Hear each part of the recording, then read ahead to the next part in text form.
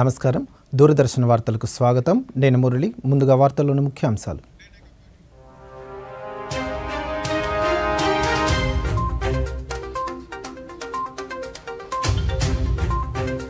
కొత్త ఢిల్లీలో 32వ అంతర్జాతీయ వ్యవసాయ ఆర్థికవేత్తల సదస్సు ప్రపంచ ఆహార భద్రతలో భారత్ తన వంతు పాత్ర పోషిస్తుందన్న ప్రధాని నరేంద్ర మోదీ మంగళగిరి టీడీపీ కార్యాలయంలో ప్రజా వినతులను స్వీకరించిన ముఖ్యమంత్రి అక్రమాలకు పాల్పడిన అధికారులను వదిలే ప్రసక్తే లేదన్న చంద్రబాబు నాయుడు పారిశ్రామికవేత్తలు సంస్థలు ప్రజలకు వైద్య సేవలు అందించేందుకు ముందుకు రావాలన్న కేంద్ర గ్రామీణాభివృద్ధి శాఖ సహాయ మంత్రి డాక్టర్ పెమ్మసాని చంద్రశేఖర్ నూతన విద్యా విధానం అమలు సవాళ్లపై విజయవాడలో 2 రోజుల సదస్సు వికసిత్ భారత్ నిర్మాణానికి ఈ విద్యా విధానం నాంది పలుకుతుందన్న రాష్ట్ర మంత్రి వై సత్యకుమార్ యాదవ్ వరదల వల్ల నష్టపోయిన రైతులను అన్ని విధాలా ఆదుకుంటామన్న మంత్రి ఎన్ రామానాయుడు పశ్చిమ గోదావరి జిల్లా అబ్బిరాజుపాలెంలో పశుదానాను పంపిణీ చేసిన మంత్రి ఇప్పుడు వార్తల్లోని వివరాలు చూద్దాం. రాష్ట్రపతి ద్రౌపది ముర్ము ఈ నెల 5వ తేదీ నుంచి 10వ తేదీ వరకు 3 దేశాల్లో పర్యటించనున్నారు. ఫిజీ, న్యూజిలాండ్, తిమోరి లెస్ట్ దేశాల్లో పర్యటించనున్నారు. ఈ సందర్భంగా ఆయా దేశాలతో ద్వైపాక్షిక బంధాలు బలోపేతమే లక్ష్యంగా పలు అంశాలపై చర్చిస్తారు. భారత రాష్ట్రపతి తొలిసారిగా ఫిజీ, తూర్పు తిమోర్లలో పర్యటిస్తున్నారు. ప్రధానమంత్రి Narendra Modi act east policy ప్రకటించినప్పటి నుంచి ఆగ్నేసియా పసిఫిక్ ప్రాంతంపై ప్రత్యేక దృష్టి సారించారు. ఈ 3 దేశాలు యాక్ట్ ఈస్ట్ పాలసీ పరిధిలోకి వస్తాయి. ద్రౌపది ముర్ము 5వ తేదీ నుండి 7వ తేదీ వరకు ఫిజీలో పర్యటిస్తారు. ఫిజీలో భారత దౌత్య సంబంధాలు 75 ఏళ్లు పూర్తి చేసుకున్న సందర్భంగా ఆ దేశ అధ్యక్షులు ప్రధానితో ద్రౌపది ముర్ము ద్వైపాక్షిక చర్చలు జరుపుతారు. ప్రవాస భారతీయులతోనూ రాష్ట్రపతి సంభాషించనున్నారు. 8, 9 తేదీల్లో న్యూజిలాండ్లో పర్యటిస్తారు. 10వ తేదీ తైమార్ లెస్ట్లో పర్యటిస్తారు.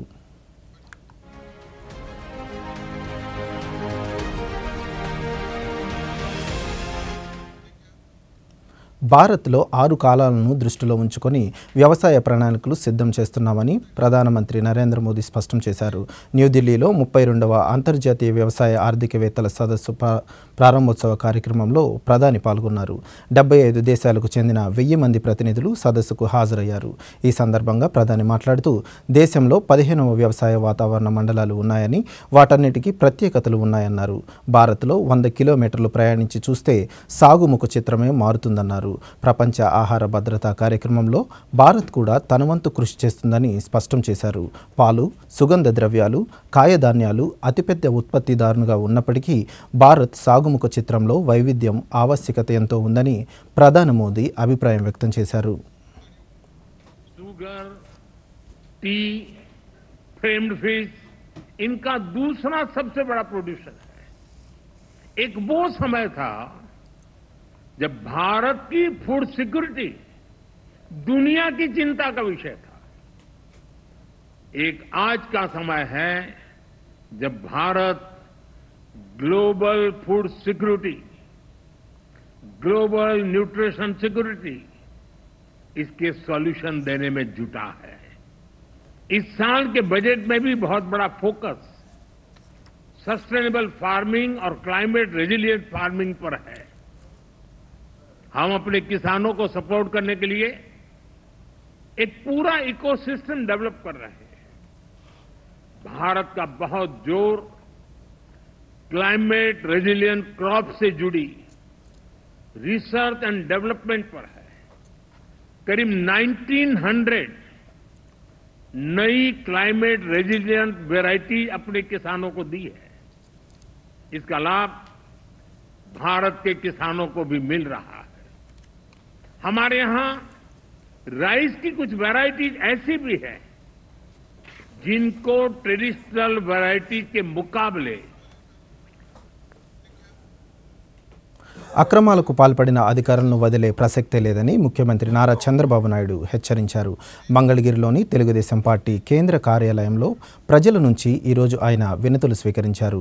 ఈ సందర్భంగా ముఖ్యమంత్రి మాట్లాడుతూ రెవెన్యూ సంబంధిత సమస్యలపైన అధికంగా ఫిర్యాదులు వచ్చాయని, వినతులన్నింటినీ పరిష్కరించడమే తమ లక్ష్యమన్నారు. గత ప్రభుత్వ విధానాలతో ప్రతి మండలంలోనూ ఓ భూ కుంభకోణం వెలుగు చూసిందని తెలిపారు. రికార్డులన్నీ కూడా తారుమారు చేశారని ఆరోపించారు. రీసర్వే అస్తవ్యస్తంగా జరగడం వల్లే ప్రజలు ఇబ్బందులు వస్తున్నాయని తెలిపారు. ప్రతి జిల్లాలో రెవెన్యూ సంబంధిత ఫిర్యాదుల స్వీకరణకు ప్రాధాన్యత ఇస్తామన్నారు. రెవెన్యూ శాఖ గత ప్రభుత్వంలో నిర్వీర్యం చేసిందన్నారు. వ్యవస్థను 100 రోజుల్లో గాడిన పెడతామని, రెవెన్యూ శాఖ ప్రక్షాళన చేస్తామన్నారు. భూ కబ్జాదారులపై కఠిన చర్యలు తీసుకుంటామని, సమస్యలను విభాగాలను వారీగా విభజించి పరిరక్షిస్తామని తెలిపారు. వినతులు ఇచ్చేందుకు ప్రజలు అమరావతి వరకు రాకుండా ప్రత్యామ్నాయ ఏర్పాట్లు చేస్తామని తెలిపారు. నియోజకవర్గాలు, జిల్లాల్లో ఫిర్యాదులు తీసుకునేలా ఏర్పాట్లు చేస్తామని, శాఖల వారీగా సమీక్షలు సత్ఫలితాలు ఇస్తాయని ముఖ్యమంత్రి పేర్కొన్నారు.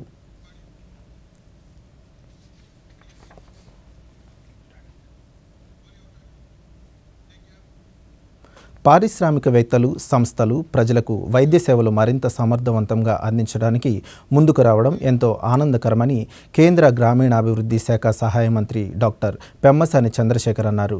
గుంటూరు ప్రభుత్వ సమగ్రాసుపత్రిలో 4 కోట్ల రూపాయలతో ఏర్పాటు చేసిన సిటీ స్కాన్ను రాష్ట్ర వైద్య ఆరోగ్య శాఖ మంత్రి వై సత్యకుమార్ యాదవ్తో కలిసి ప్రారంభించారు.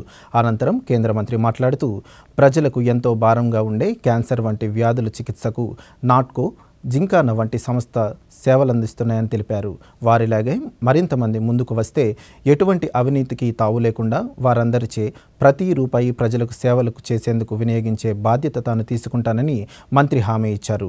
రాష్ట్ర మంత్రి సత్యకుమార్ మాట్లాడుతూ రాష్ట్రంలోని ప్రభుత్వ ఆసుపత్రిలో గుంటూరు ఆసుపత్రి ప్రథమ స్థానంలో ఉందని, పారిశ్రామికవేత్తలు ఉదాత్తంగా ముందుకు వచ్చి ప్రభుత్వ ఆసుపత్రులను పటిష్టం చేయడానికి సహకారం అందించాలని పిలుపునిచ్చారు. ప్రాసెస్ దాన్ని తగ్గించడం కోసం 45 crores ఖర్చు పెట్టి ఈ బిల్డింగ్ కట్టారు. అది ఈ ముందున్న బిల్డింగ్ కూడా ఇప్పుడు చూస్తే దీనంతా కూడా పగలగొట్టి కొత్త బిల్డింగ్ కట్టబోతా ఉన్నారు. దీంట్లో కరప్షన్ లేకుండా మీరు ఇచ్చే 100 రూపాయలుగా పేదవాళ్ళకి అందే విధంగా చేసే బాధ్యత ఇక్కడ ఉన్నటువంటి ప్రజాప్రతినిధులు అందరం కూడా తీసుకుంటాం. కాబట్టి మీరు ధైర్యంగా ముందుకు వచ్చి సమాజ సేవలో పాల్గొనాలని కోరుకుంటా ఉన్నాను.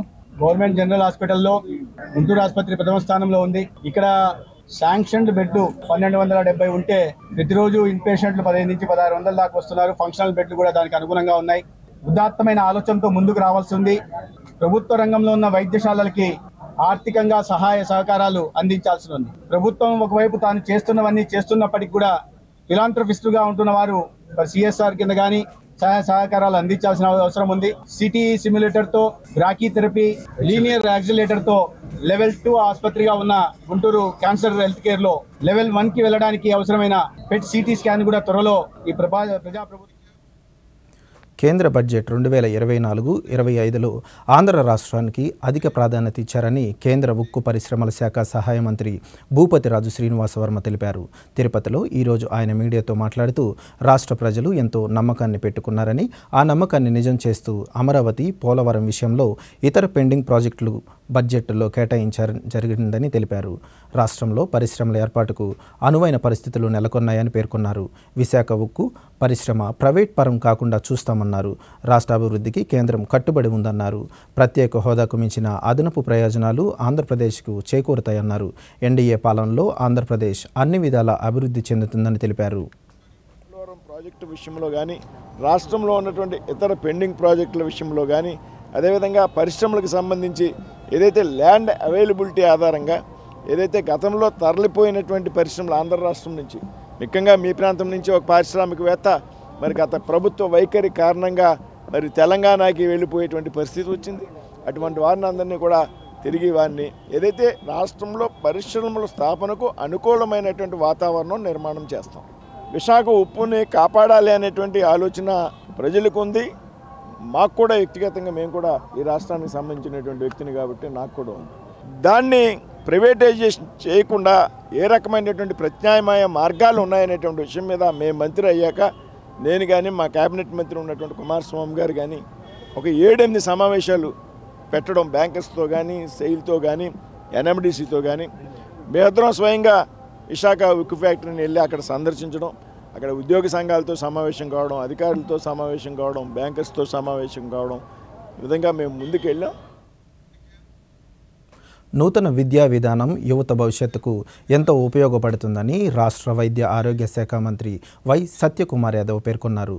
అఖిల Bharata Rashtriya Shikshak Mahasangh school of planning and architecture ఆధ్వర్యంలో ఉన్నత విద్యలో జాతీయ విద్యా విధానం అమలు సవాళ్ల అంశంపై విజయవాడలో 2 రోజుల పాటు నిర్వహిస్తున్న సదస్సులో మంత్రి మాట్లాడుతూ వికసిత భారత్ నిర్మాణానికి నాంది నూతన జాతీయ విద్యా విధానం 2020 అని పేర్కొన్నారు. 2 రోజుల పాటు నూతన విద్యా విధానంపై చర్చించడం ఆనందంగా ఉందన్నారు. దీనిపై విద్యావేత్తలందరూ చర్చించాలన్నారు. గత 5 ఏళ్లలో రాష్ట్రంలో విద్యా విధానాన్ని వైసీపీ ప్రభుత్వం భ్రష్టు పట్టించిందన్నారు. భారతీయ విద్యా విధానాన్ని రూపుమాపి బ్రిటిష్ విద్యను అమలు చేశారన్నారు. యువతలో సృజనాత్మకతను వెలికితీసే విద్యా విధానం రావాలన్నారు. భారతీయ విలువలు జోడించి కొత్త విద్యా విధానం అమలు చేయవలసి ఉందని పేర్కొన్నారు. ఉపాధి కల్పన కోసం కూడా నైపుణ్య శిక్షణ చాలా అవసరం. ఈ నూతన విద్యా విధానంలో తీసుకొచ్చిన ఒక పెను మార్పు, ఒక సకారాత్మక మార్పు ఏదన్నా ఉందంటే విద్యార్థి దశలోనే నైపుణ్య శిక్షణ ఇచ్చే కార్యక్రమాన్ని తీసుకురావడం. ఎందుకంటే ఒక వ్యక్తి ప్రభుత్వ ఉద్యోగాల కోసమో ప్రభుత్వం మీద ఆధారపడకుండా ప్లంబర్, ఎలక్ట్రీషియన్, రిప్రజెంటేటివ్ అనేక రకాలైన నైపుణ్య శిక్షణ తీసుకొస్తే ఇవాళ వాళ్ళకు ఉన్న డిమాండ్ మనం సమాజంలో ఒక ప్రభుత్వ ఉద్యోగంలో ఉన్న వాళ్ళకి గౌరవంగా చూస్తాం. స్వయం ఉపాధి చేసుకుంటూ వాళ్ళు ఇంకో నలుగురికి ఆధారం కలిగిస్తున్న విషయం వాళ్ళని మాత్రం తక్కువగా చూసే సంప్రదాయం ఉంది. ఆ ధోరణి విడనాడాల్సిన మనకు అవసరం ఉందనే విషయం కూడా నేను చెప్పే ప్రయత్నం. ముఖ్యంగా విద్య అంటే ఏంటి? మన నిబిడీకృతమైన లక్షణాలను బయటికి తీయడం, సమగ్రంగా మనం ఆలోచించి కేంద్ర గ్రామీణాభివృద్ధి కమ్యూనికేషన్ శాఖల సహాయ మంత్రి డాక్టర్ పెమ్మసాని చంద్రశేఖర్ ఈరోజు గుంటూరు నగరంలో పర్యటించారు. గుంటూరు జిల్లా ప్రజా పరిషత్ కార్యాలయంలో నిర్వహించిన సర్వసభ్య సమావేశంలో కేంద్ర మంత్రి పాల్గొన్నారు. ఈ సందర్భంగా మంత్రి మాట్లాడుతూ రాష్ట్రానికి 2,50,000 ఇళ్లు మంజూరైతే కేవలం 70,000 మాత్రమే కట్టుకోగలిగామన్నారు.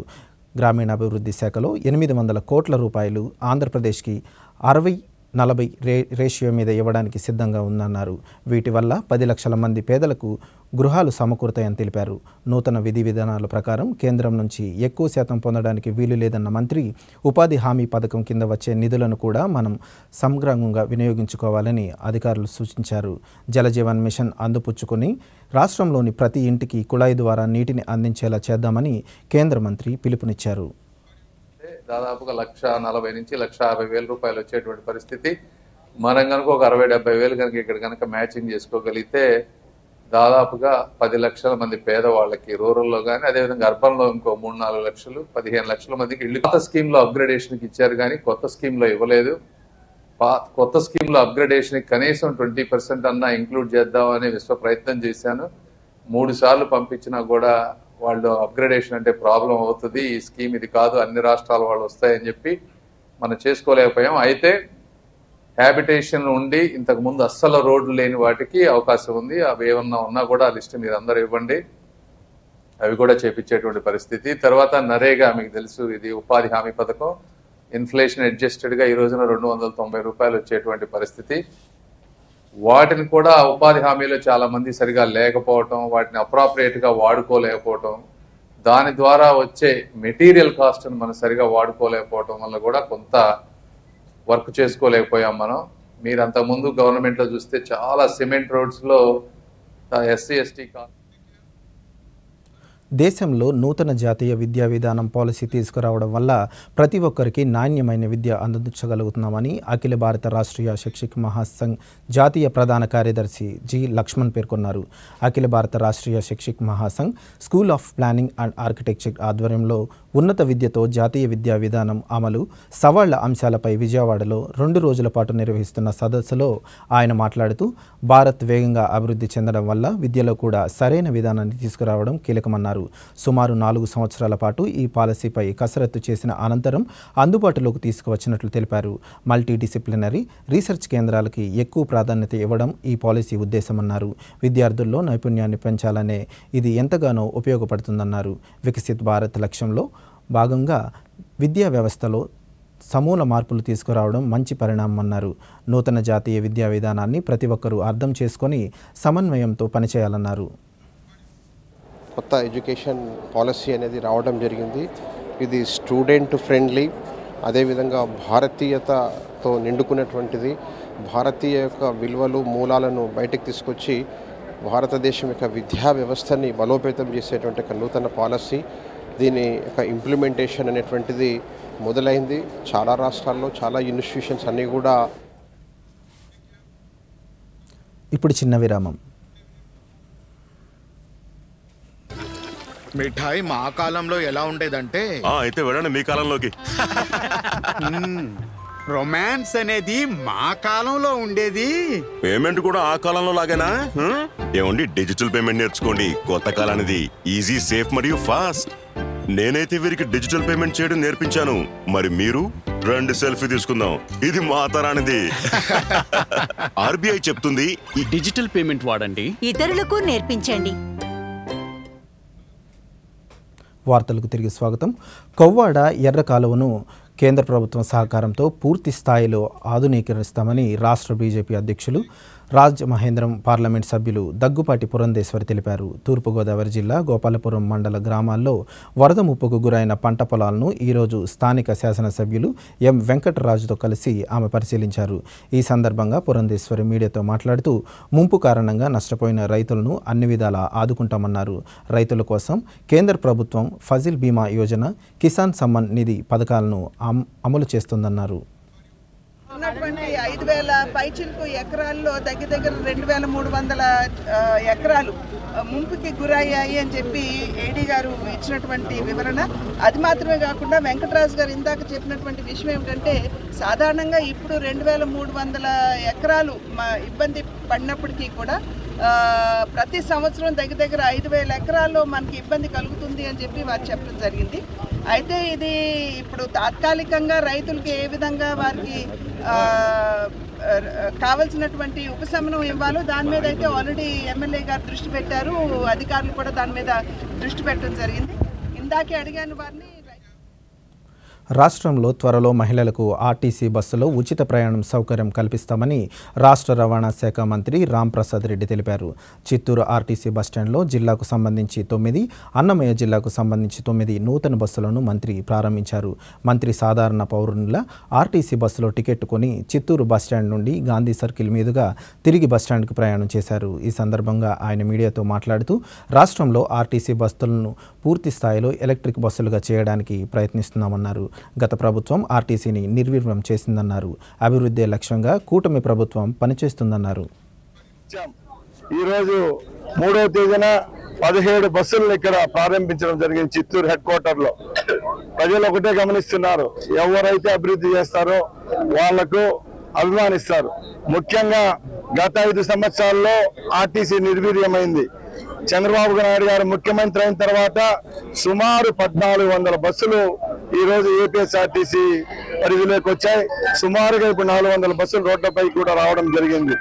ముఖ్యంగా ఏ ఉద్దేశంతో అయితే ఆర్టీసీని ఆ రోజు స్థాపించారో గత 5 సంవత్సరాల్లో పూర్తిగా వర్షాలు, వరదల కారణంగా నష్టపోయిన రైతులను, పేదలను ప్రభుత్వం అన్ని విధాలా ఆదుకుంటుందని రాష్ట్ర జనవనరుల అభివృద్ధి శాఖ మంత్రి ఎన్ రామానాయుడు తెలిపారు. పశ్చిమ గోదావరి జిల్లా యనమంచిలి మండలం అబ్బిరాజుపాలెంలో గోదావరి వరద కారణంగా పశువుల మేత కోల్పోయిన 400 మంది రైతులకు 10 టన్నుల పశువుల దానాను మంత్రి పంపిణీ చేశారు. ఎన్డీఏ కూటమి ప్రభుత్వం రైతులకు అండగా ఉంటుందని భరోసానిచ్చారు.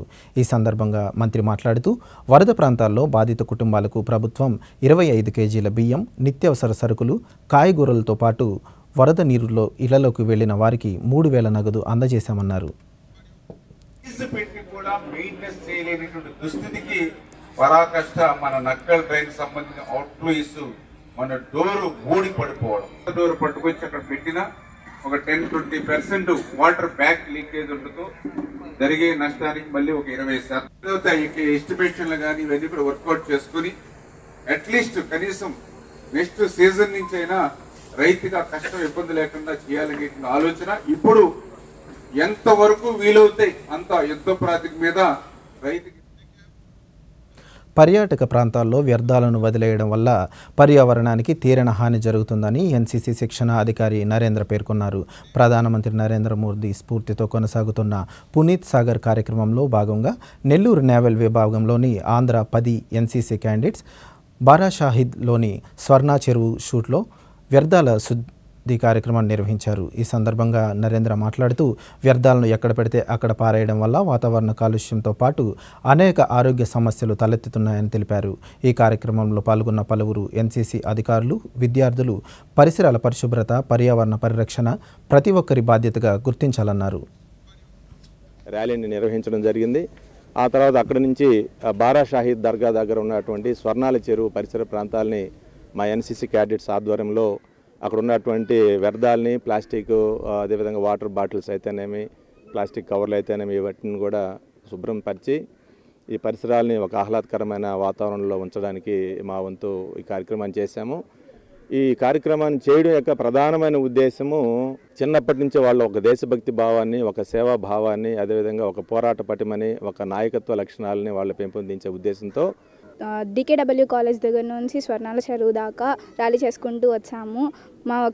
మా యొక్క ప్రధాన ఉద్దేశం ఏంటంటే ఎక్కడైతే పరిశుభ్రంగా ఉంటామో అక్కడ అందరి ఆరోగ్యం బాగా ఉంటుందని చెప్పి మేమందరూ తెలియజేసుకుంటూ ఇక్కడ నుంచి ర్యాలీ చేసుకుంటూ వచ్చాము. ఈ స్వర్ణాల చెరువు దగ్గర ఉన్న వ్యర్థాలన్నింటినీ నీట్గా అన్ని క్లీన్ చేసి అందరికీ ఒక మంచి సోషల్ అవేర్నెస్ క్రియేట్ చేద్దామని చెప్పి ప్రధాన ఉద్దేశం అందరికీ తెలియజేసి వద్దామని చెప్పి మేము అందరూ వచ్చాము.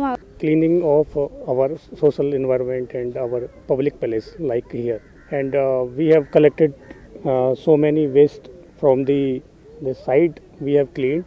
మనకు ప్రతి సంవత్సరం ఈ మొహరం పండుగ తర్వాత మన నెల్లూరులో ఈ స్వర్ణాల చెరువు దగ్గర, ఈ బారాసాగి దగ్గర మనకు రొట్టె పండుగ చేస్తుంటారు. ఇది రాష్ట్ర పండుగ కూడా మన ప్రభుత్వం ప్రకటించారు. అయితే ప్రధానమంత్రి గారు గాంధీజీ ఆశయాల కోసం గత 10 సంవత్సరాల నుంచి కూడా మనకు స్వచ్ఛ భారత్, అలాగే పునీత్ సాగర్ అంటే సముద్రాలను కూడా శుభ్రం చేయటం.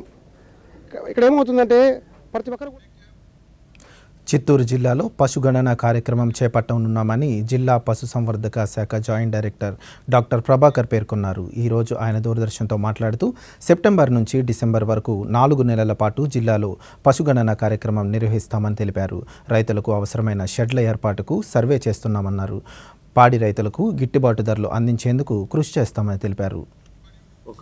కార్యక్రమం జరగడానికి కార్యాచరణ తయారు చేస్తున్నాము. దీనికి మనకు డిస్ట్రిక్ట్ లెవెల్లో ఒక నోడల్ ఆఫీసర్ను ఎంపిక చేసుకొని ఆయనకు ట్రైనింగ్ ఇవ్వడం జరిగింది. ఇది కాకుండా మనం జిల్లాలో ఎన్యూమరేటర్లుగా ఏడీలు, డాక్టర్లు, తర్వాత సూపర్వైజర్లుగా ఏడీలు, డాక్టర్లు నియమించడం జరిగింది. ఎన్యూమరేటర్లుగా పారావెటనరీ సిబ్బంది అందరినీ కూడా మనం తీసుకోవడం జరిగింది. వీరికి కూడా 6, 7 తేదీల్లో మనకు శిక్షణా కార్యక్రమాలు ఏర్పాటు చేసి సెన్సస్ ఎలా సేకరించాలనే విషయాలు కూడా మనము వారికి ట్రైనింగ్ ఇవ్వడానికి సన్నాహాలు చేస్తున్నాము. కలెక్టర్ గారి ఆదేశాల మేరకు జిల్లాలో రైతు సోదరుల యొక్క పాడి పశువుల సంఖ్య, వాటి పాల నమోదు కార్యక్రమము, పాలకు ఎంత రేటు వస్తూ ఉంది, తర్వాత వాటికి NREGS క్యాటిల్ షెడ్స్, గోకులం షెడ్లు కూడా ఎన్ని కావాలనే దానిపైన కూడా ఒక సర్వే. భారత్ నుంచి ఏడాదికి 50 లక్షల మంది పర్యాటకులు యూఏఈకి వస్తున్నారని భారత్లోని యూఏఈ రాయబారి his excellency doctor Abdul Nasser Al Shaali తెలిపారు. ఈ నేపథ్యంలో రానున్న కాలంలో విమానాల సంఖ్యను పెంచే యోచనలో ఉన్నామని ఆయన స్పష్టం చేశారు. పర్యాటకంతో పాటు ఆతిథ్య రంగంలోనూ మెరుగైన సౌకర్యాల కల్పనకు చర్యలు చేపడుతున్నట్టు తెలిపారు. భారత్ శాంతికి నిలయమని, దేశానికి రాయబారిగా వ్యవహరించడం అరుదైన విషయమని డాక్టర్ అబ్దుల్ నాజర్ అభివర్ణించారు. విజయవాడలో అబ్దుల్ నాజర్ అల్షితో దూరదర్శన్ ప్రాంతీయ వార్తా విభాగ అధిపతి డాక్టర్ జి కొండలరావు నిర్వహించిన ప్రత్యేక ముఖాముఖి ఇప్పుడు చూద్దాం. Hospitality and tourism, they are the two eyes for India. So how do you respond on that? India today gets 5 million tourists per year. Meanwhile, one emirate in the UAE gets 3 to 4 times that number in a single year. And so when you see that kind of comparison, it makes you wonder why can't India attract 10 times or 20 times that number? And I'm quite positive that India can. and that this will happen once connectivity is improved and enhanced and expanded.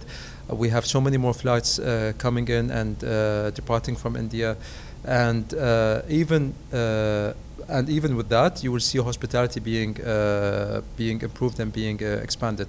You cannot have hospitality sector grow to its full potential without having the right connectivity, and at the same time, for you to have better connectivity, you also want places for people to come and stay at.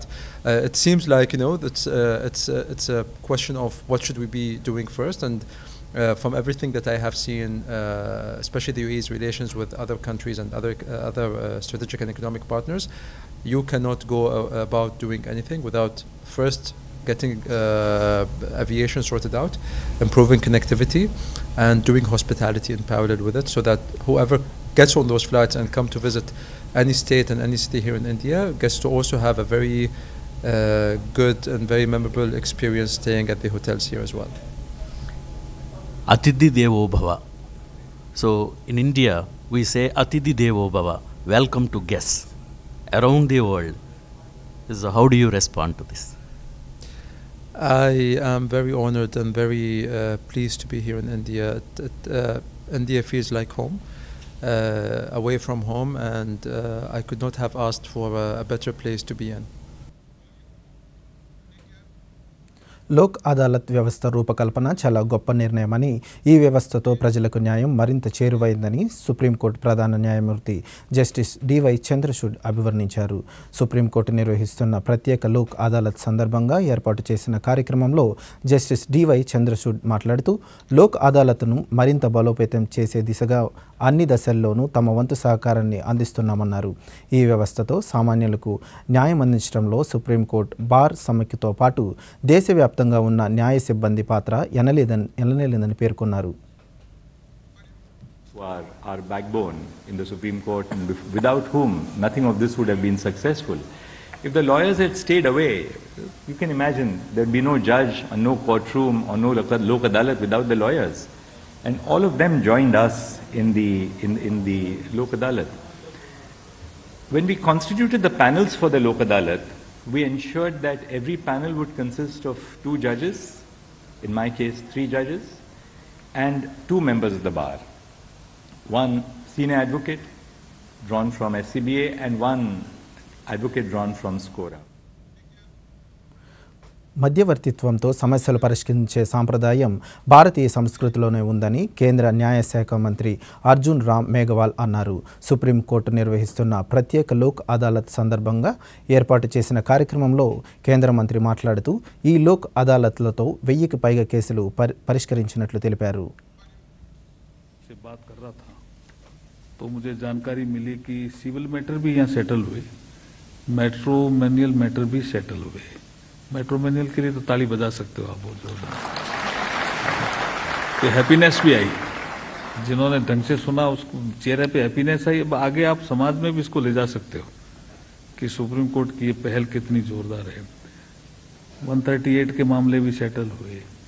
मुझे बताया కేరళలోని వాయనాడ్లో కొండ చర్యలు విరిగిపడిన ఘటనలో మృతుల సంఖ్య 215కి చేరుకుంది. కొండపై నుంచి బండరాళ్లు పడడంతో గ్రామాలు ఆనవాళ్లు సైతం లేకుండా పోయాయి, బురదలో మట్టిలో కూరుకుపోయాయి. భారత సైనికుల ఆధ్వర్యంలో విపత్తుల నిర్వహణ సహాయక బృందాలు బాధితులను గుర్తించేందుకు అహర్నిశలు శ్రమిస్తున్నారు.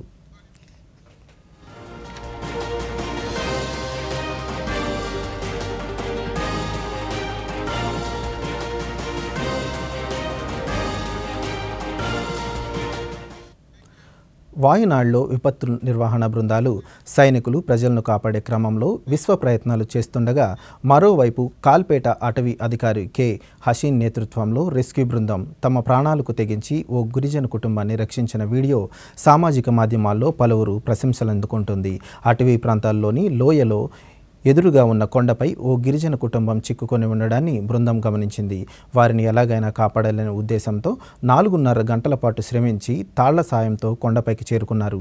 ఈ ప్రాంతంలో ఉన్న చిన్నారులు సహా పెద్దలను సురక్షిత ప్రాంతానికి తీసుకువచ్చారు.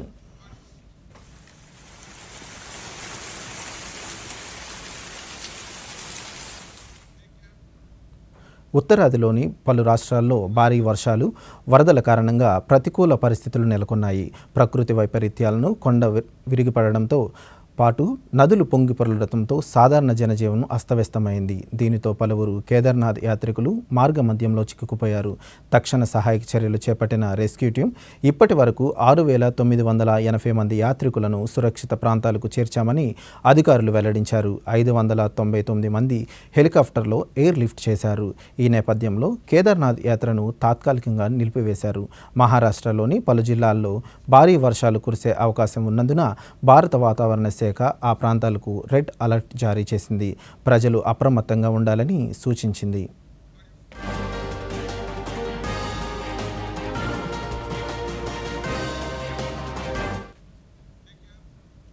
ఈ వార్తలు ఇంతటితో సమాప్తం. నమస్కారం.